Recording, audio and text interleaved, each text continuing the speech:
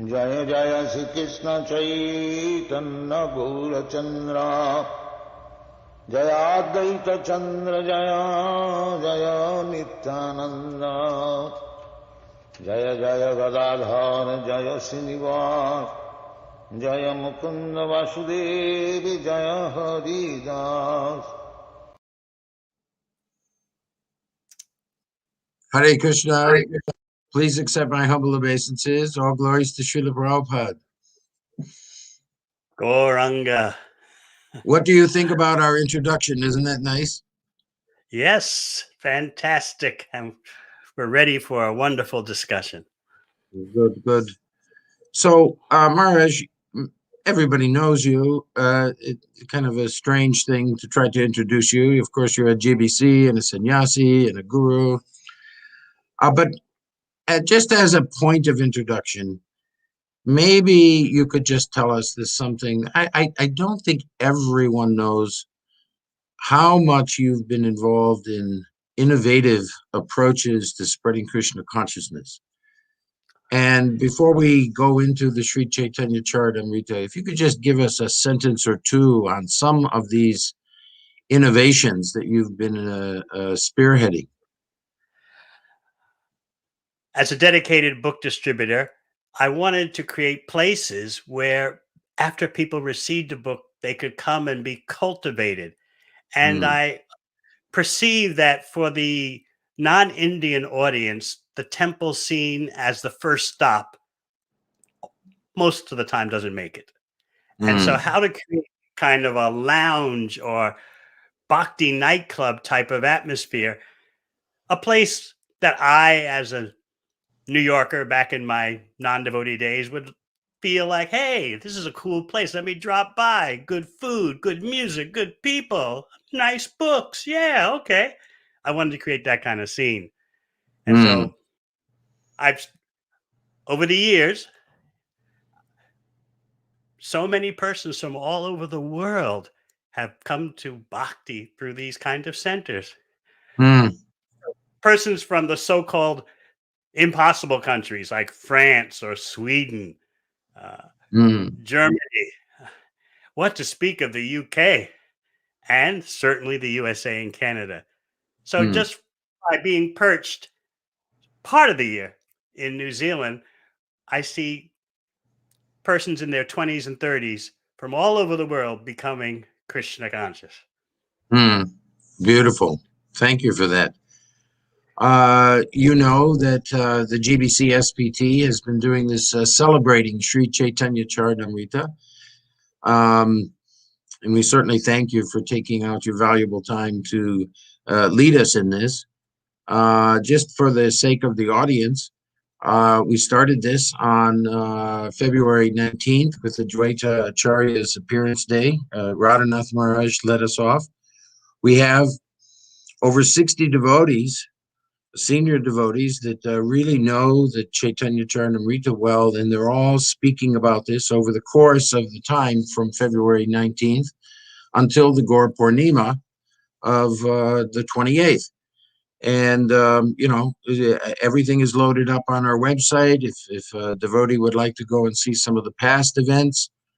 And of course, I'd like everyone to stay awake to the fact that we have between 2 and 3 events every day between now and Gaur Purnima. So thank you, Maharaj, for spending time with us.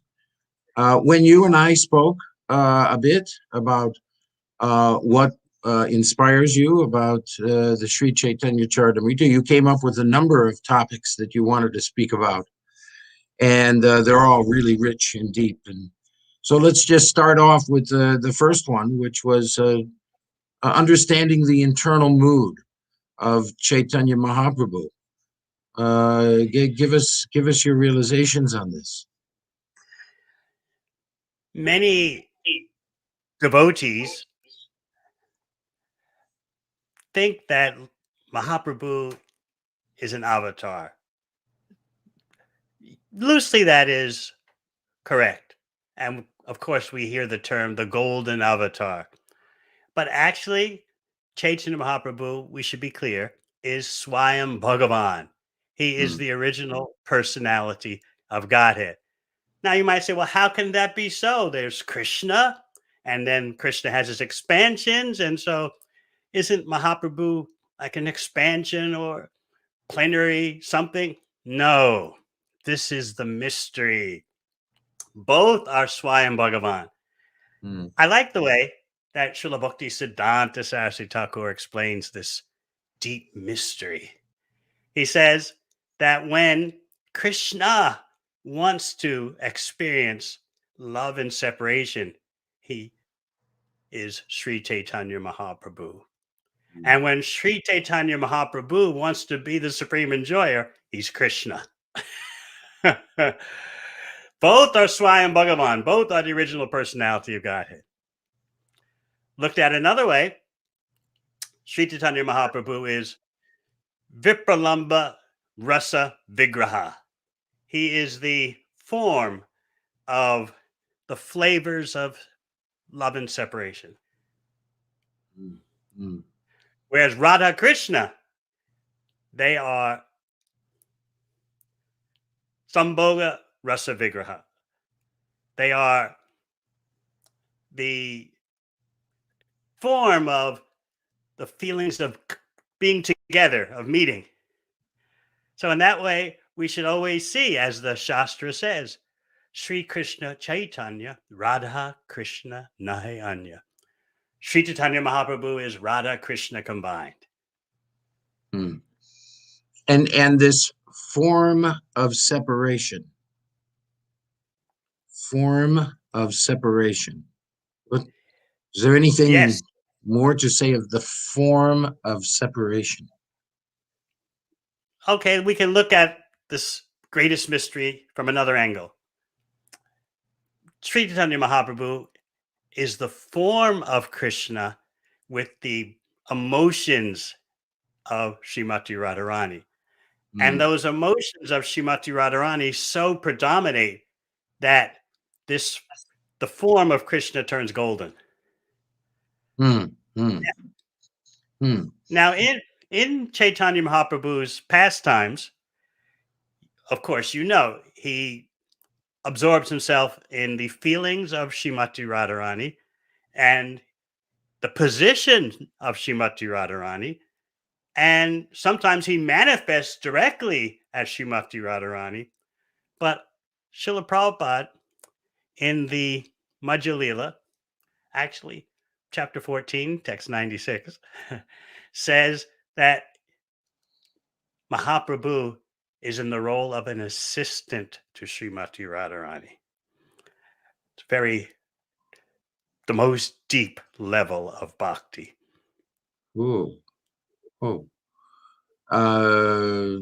Does that mean he's like a primary gopi or taking the mood of a primary gopi? Assisting. Assisting. Yes. Assisting. Which maidservant, which is, of course, in bhakti, the most confidential reality. So anyone who thinks that Prabhupada's books didn't give you everything, I suggest you read Caitanya Caritamrita more closely. So how does this condition our own approach to Chaitanya, to Radha and Krishna? What his internal mood, we know his external mood, and we follow that by saying kirtan and being dedicated to spreading the glories of the holy name.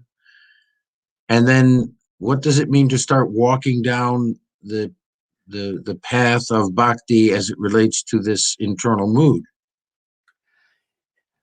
The internal mood is linked with the external.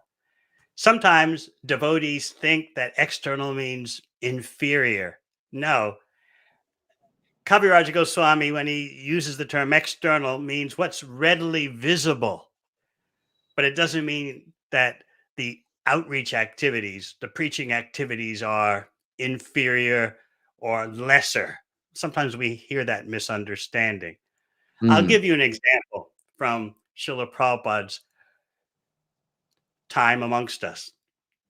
this example comes from before our dear Gopal Bhatta Prabhu became president of Los Angeles. So Long time ago. I don't even remember it.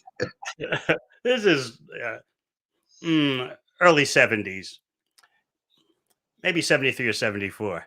And I know this directly because I had the service during my BBT days of filing all Srila Prabhupada's correspondence, both letters to him and from him. So there was a controversy.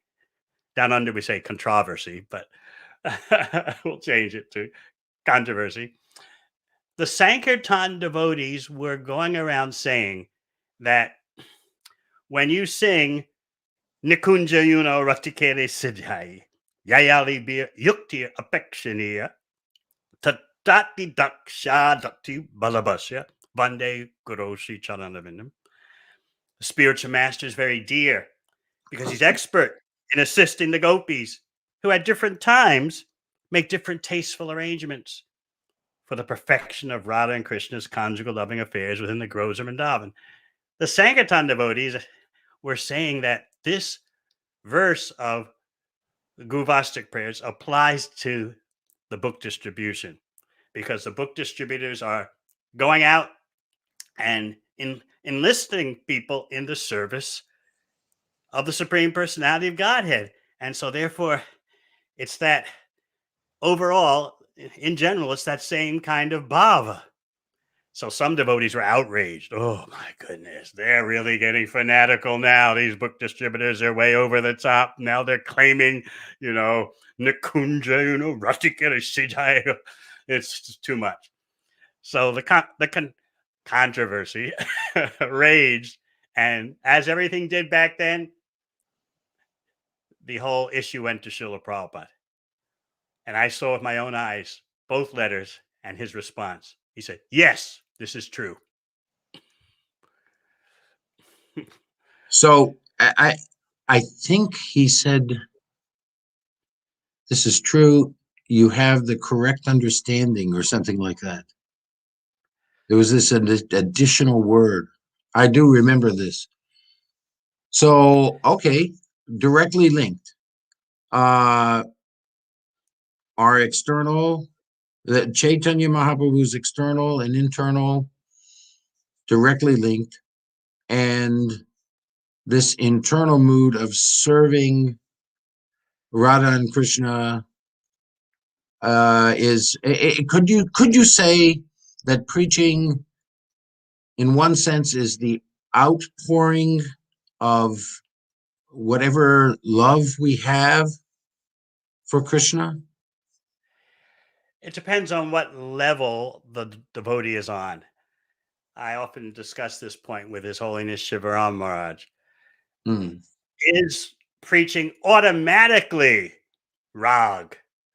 It depends on how the devotee sees it, in terms of how real and vibrant that spontaneous attitude is there. There's nothing wrong with doing outreach according to rules and regulations. I must do this. It's my duty. That is wonderful. We need more of that. But by doing that duty, because the outreach service is so dear to Krishna, you'll be elevated to just loving to do it. As Prabhupada says, you're making spiritual advancement when you can't live for a moment without glorifying Krishna. So if you see the outreach activities in a certain consciousness, then yes, you're participating in the rag, the spontaneity.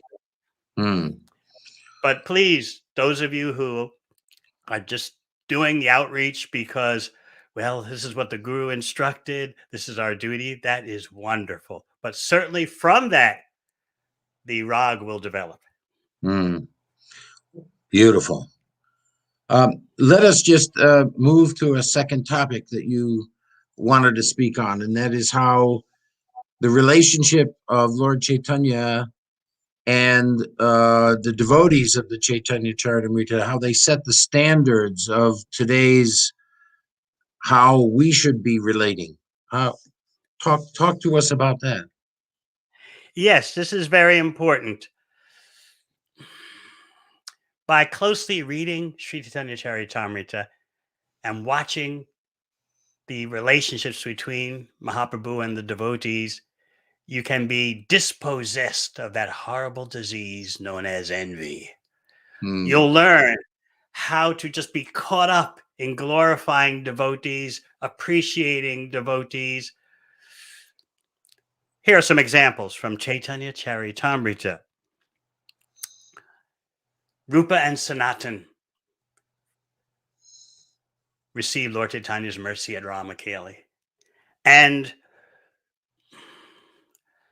what was the response of the devotees watching? These were the topmost devotees who were watching the whole situation, Lord Chaitanya's close associates.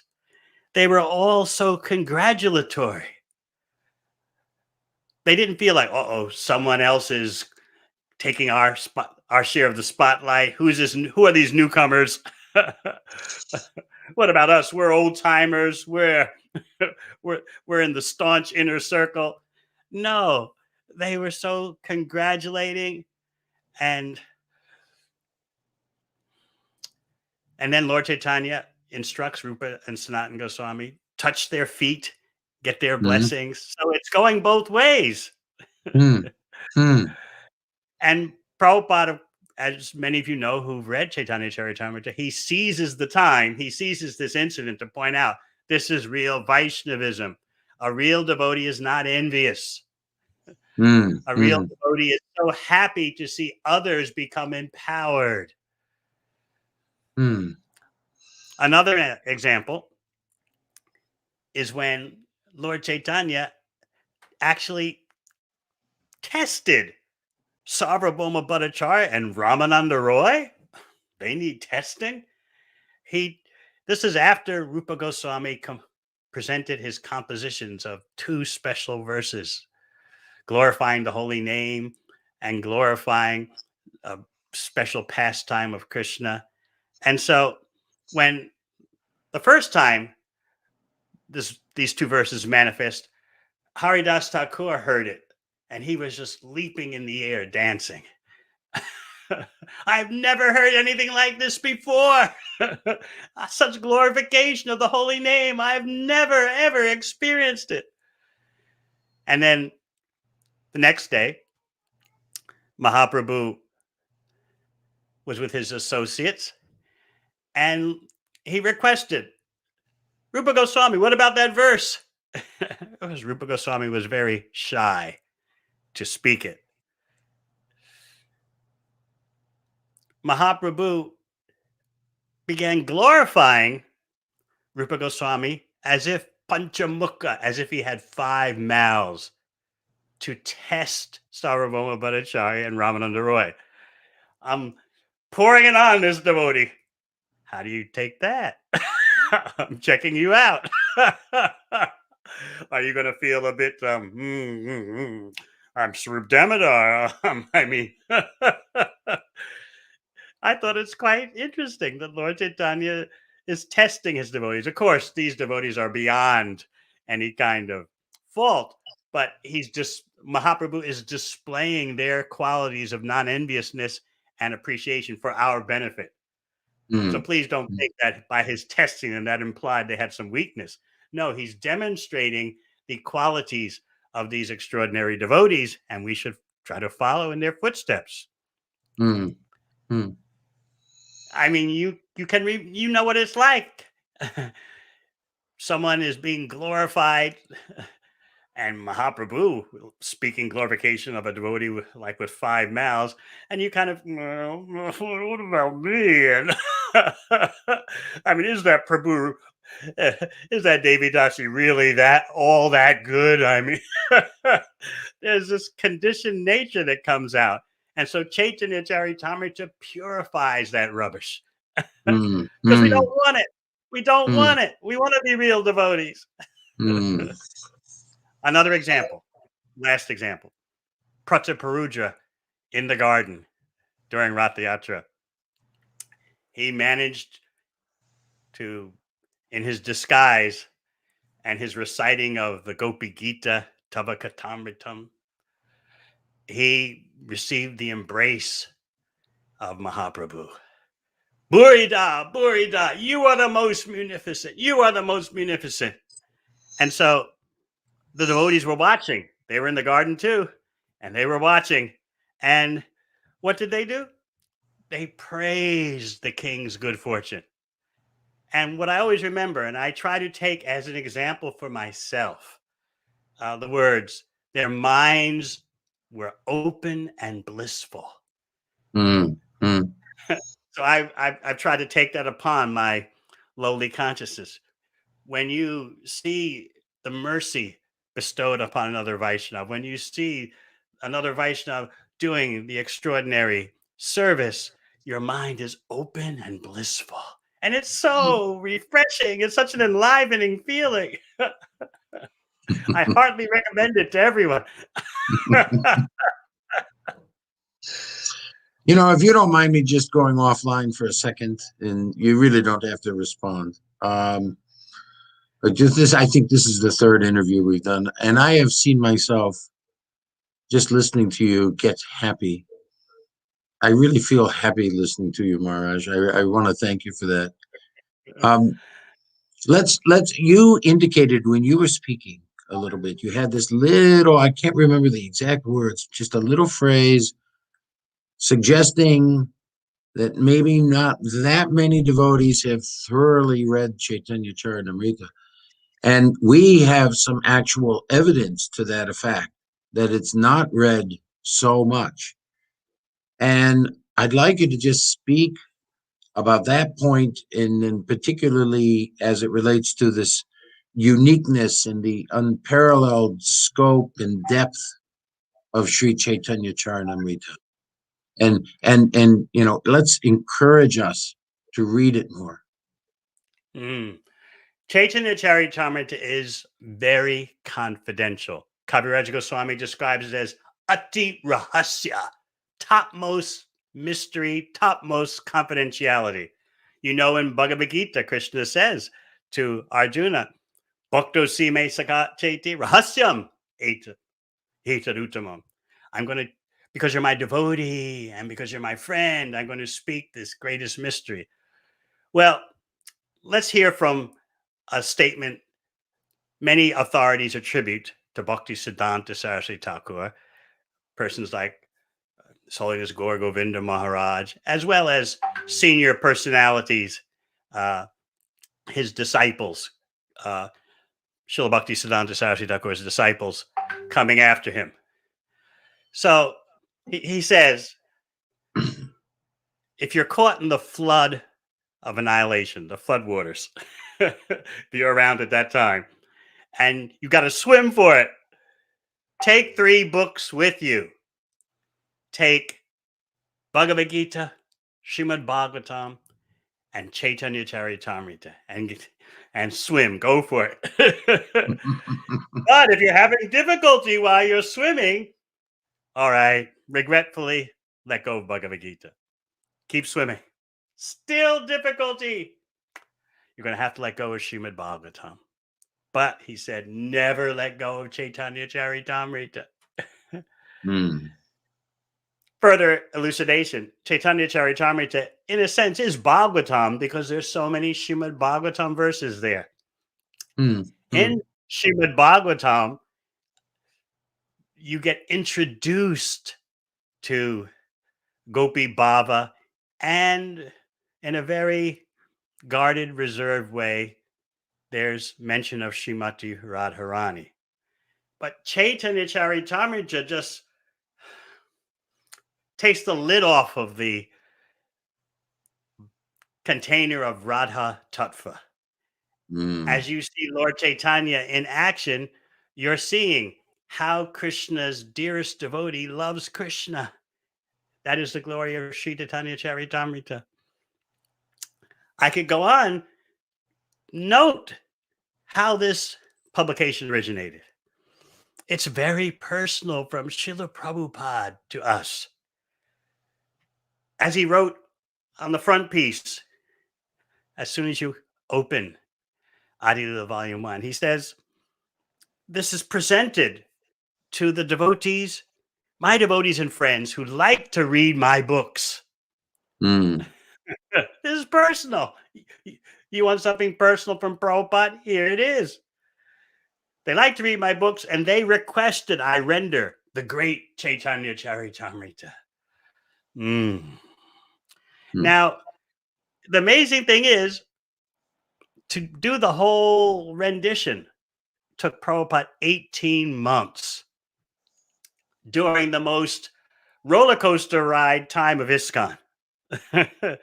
73, 74, when there were just massive booms and some busts and magnificent leaders rising and then disappearing the next week, and how Prabhupada kept all that together amidst book distribution explosions and centers all over the world. And he's handling all that and writing Caitanya Caritamrita, his rendition, in 18 months. This is his gift from him to us. And so first came this Adi Lila Chapter 7. Before the volumes, the hardcover volumes rolled out, Prabhupada wanted Adi Lila Chapter 7 as standalone paperback. Why? He said, because it eradicates the Mayavadis. Remember, Nirvishesha Shunyavadi, Pashtachadeshatayane.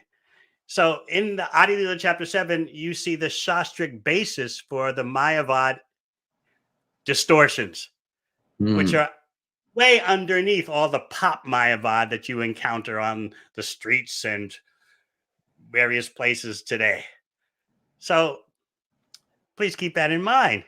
These are Prabhupada's gifts to us. So 18 months to render it into English with the Bhaktivedanta purports. Now, would you like me to say briefly something about the next miracle, the publishing marathon? Yes, as soon as you just drive a little bit more into this special role of Chapter 7, because we know that Srila Prabhupada, as you say, Nirvisesha Sunyavadi, this is a primary mission of Srila Prabhupada. It was a primary point that Bhaktisiddhanta Saraswati liked about Prabhupada's poem. He particularly liked that verse. I can't really remember it exactly, but it was, speaking about how Bhaktisiddhanta, really destroyed impersonalism. And have we gotten a little soft on that in ISKCON, maybe? Are we just like trying to be too friendly and therefore kind of weakening, or no? Oh, you're trying to draw me into troubled waters there. They're all different kinds of viewpoints in ISKCON these days, from the so-called hardliners to the softies. Smile on everyone, love one another. And then the hardliners, no, this is not a big tent that includes everyone. We must draw the line. I am not taking sides. Call me in the wishy-washy middle. So I have to beg off from taking that question head on. All right. Okay. Still, it is a main mission of Srila Prabhupada. However, however we choose to act on that, I believe it's one of his main missions for us, some way or another. Yeah. And we haven't gotten out of the age of Mayavad and Shunyavad. It's there, just in different, clothed in different garments, but the corpse is still the same. So yes, go then to the completion of Caitanya Caritamrita and his push to get it published. Go ahead and tell us about that. All right. The books were finished by Prabhupada in terms of his part, but ISKCON, from what Prabhupada saw, was lagging behind, particularly the BBT and the BBT press. Prabhupada described this problem as an ISKCON problem. Where are the books? I finished Caitanya Caritamrita. I finished the 5th canto. Where are the books? And so he put the heat on in a way that most of you out there in listening land would find very uncomfortable if it happened to you. Take a managemental genius like our Gopal Bhatta Prabhu. If someone comes to you with a strategic plan and a deadline that makes no sense to you, you're going to every inch of your intelligence is going to say no, no, no. Prabhupada was very displeased and letting everyone know about it. Even before his arrival in Los Angeles, he was spreading the word, turning up the heat through his secretaries, through visiting VIP devotees. And so when he got there in LA, the BBT leaders were kind of ready for action. And then, of course, Prabhupada told them, we have a society-wide problem. And so they rallied. They had been giving Prabhupada one book every 4 months. They came up with a plan under pressure, a fabulous plan to quadruple it, not double it as we talk about these days, but quadruple. 4 times. They said, we'll give you a new book every month. Wow, we're wonderful. We're Sharpies. We're managers. Prabhupada said, no. I want all the books done in 2 months. All 17 volumes in 2 months.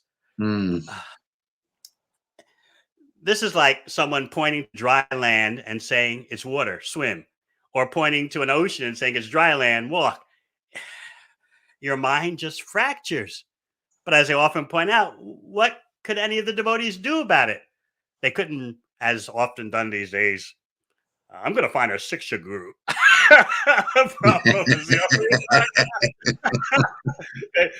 There was nowhere to run, nowhere to hide.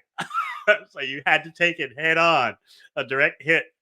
And so, yes, the devotees, when they surrendered to this mission impossible, that to any manager's intelligence didn't compute, when they surrendered to embracing Prabhupada's vision that it was possible, amazing energies descended. Unforgettable. This, by any chance, I mean, one time Prabhupada said impossible is a word in a fool's dictionary. Is this at that point when he used that? Yes. When the devotees told him, it's impossible what you're asking. And it was impossible. And to this day, it doesn't make material sense. And were you part of that team? Yes. My service during that Caitanya Caritamrita marathon was to be the final editor, what you call a copy editor these days. I read Caitanya Caritamrita 12 hours a day. You may say, whoa, nectar. But my job was to make sure there were no mistakes. And that's grueling. 12 hours a day, 7 days a week, month after month. It's like taking a university final exam in physics every day. It was intense. But by Prabhupada's mercy, the impossible was done, and this experience is unforgettable. Wow, it's a particular mercy that you were directly involved. I actually didn't know that you were, and when I asked the question, I actually didn't know. So I was actually asking a question I didn't know. So that's wonderful. Let's move to the last topic that you were speaking, that you wanted to speak about, Bhaktivinod's presentation. Adarya Dham, Madhurya Dham. What? That Yes, sounds very confidential. Tell us about that. yes, and it is confidential, but it's there in the Jaiva Dharma. It's there in Navadvip Dham Mahatmya. And by the way, uh, the BBT is working on a extremely authentic, authorized version of Jaiva Dharma, replete with Oh, introduction by Bhaktisiddhanta Saraswati. So let's just take a sidebar real quick. Tell us about that. Well, we ISKCON needs its own authentic Jaiva Dharma. And so we have a translator now who's in India, and he's scoured all of India for all the authentic manuscripts. He's collated them and seen places where other translators have kind of drifted a bit. And so this is going to be so authentic, so authorized. It will be the standard for ages to come. And we've also uncovered the introduction to Jaiva Dharma by Bhaktisiddhanta Saraswati Thakur. So this way, no one will have to feel they need to go searching around here, there, and everywhere for a Jaiva Dharma. And you'll have the BBT's Jaiva Dharma, which is completely, to a minute degree, faithful to the original. Do you have an estimated pub date on this?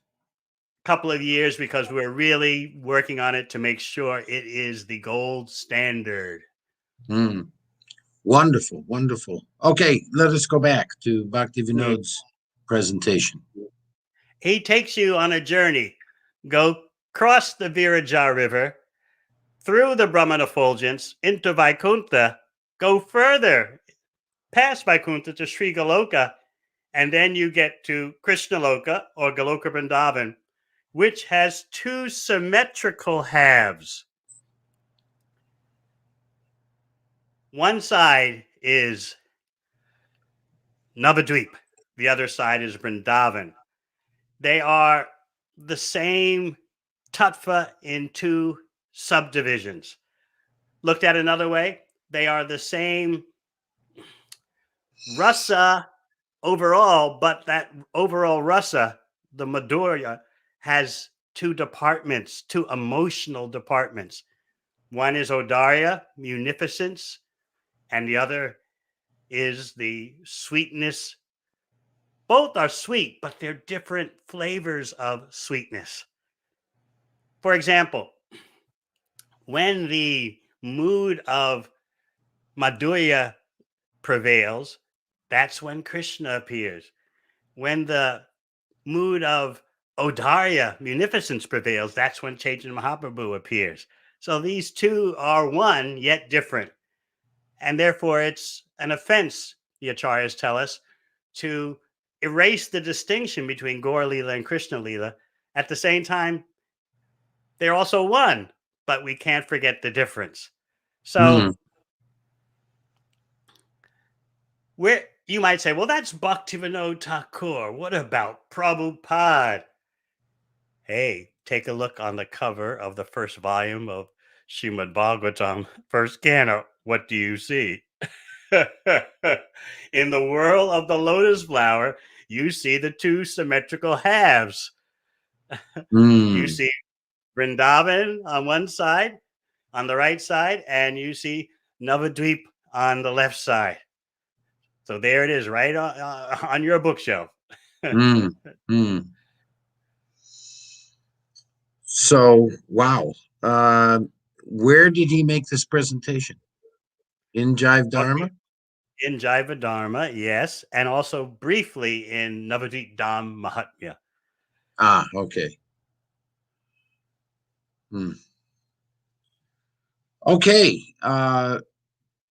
We covered all the 6 points you wanted to. Oh, me? I could go on for hours, but I know you could. And unfortunately, our time is limited. I almost was thinking about 5 minutes ago, if we should even have a second time.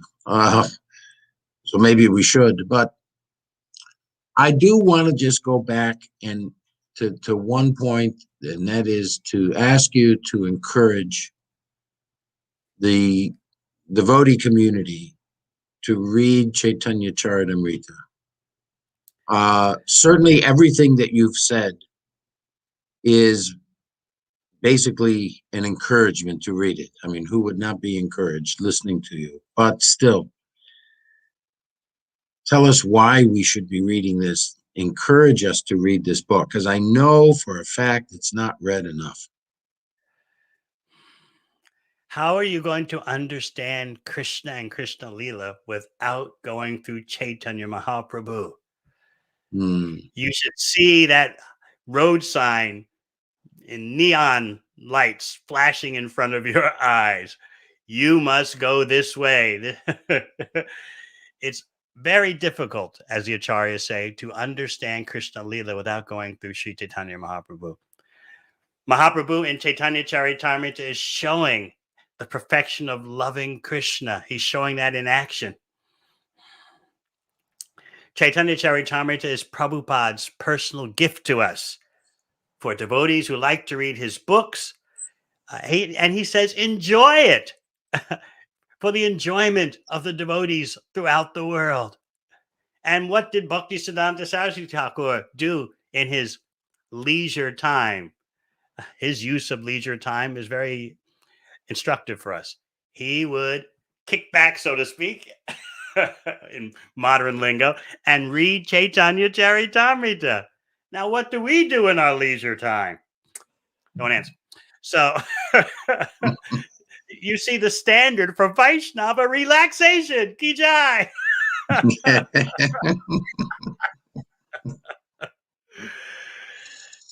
So, well, let's hope that. Go ahead. I'm sorry. So, Kaviraj Goswami at the end of Madhya Lila, he says that I worship my readers. Those who read this, I worship them. The water that washes their feet, I drink that water. The dust from their feet becomes the ornaments on my head. What kind of book is this? So please take advantage. If you want to understand Krishna and Krishna Lila, you must go through Chaitanya Mahaprabhu and his associates. It would be really nice if the BBT got enough orders of Sri Chaitanya Caritamrita that they couldn't fulfill them immediately and had to print more. Yes, every devotee should feel embarrassed. I haven't read it. I don't even have it in my house. What's wrong with me? I'm missing out on the greatest wealth. Because Caitanya Caritamrita has Krishna Tattva, Bhakti Tattva, Prema Tattva, Bhava Tattva, Rasa Tattva, Leela Tattva. It's all going on there in action as Sri Chaitanya Mahaprabhu, taking the position of Srimati Radharani, demonstrating her emotions and confidentially acting as the assistant of Srimati Radharani. So if you want the depths and to be aware of the depths, it's all there. And of course, even for the neophyte, there's so much information about how the Krishna conscious movement should go on. Prabhupada put so many instructions there for posterity. So please take advantage. Maharaj, I'm amazed that in 45 minutes you covered so many deep topics and covered them so well. It's just really been enriching. And as I told you midstream, I've just been so happy listening to you. I want to thank you so much. Really appreciate your time.